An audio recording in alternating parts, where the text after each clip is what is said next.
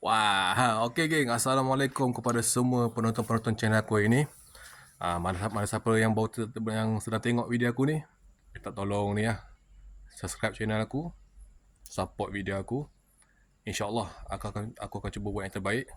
Biasalah borak berjinaan dalam dunia YouTube. Okey, apa vlog kita hari ni? Vlog kita ini macam video aku sebelum ni.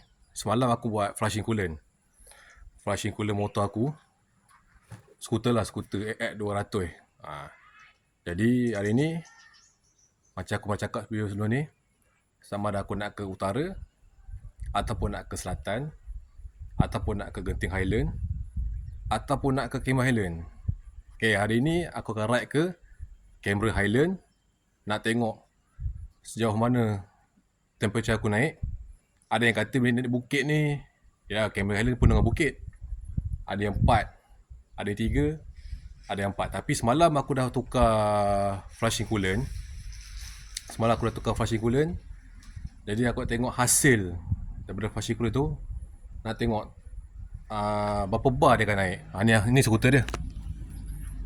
Ni skuter yang kalau korang tengok ni, masih standard kalau korang tengok. Semalam baru tukar flushing coolant semalam.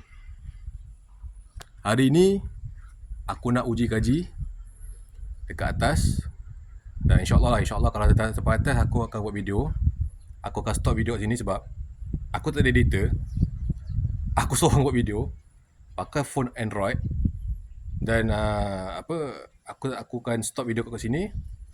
InsyaAllah video yang selepas ni sambungan dia di atas. Okey, supaya dipermudahkan segala urusan insyaAllah. Aku nak pergi tapah, isi minyak dulu. Nanti apa-apa aku akan upload video yang kedua balik. Okey, jumpa nanti. Assalamualaikum.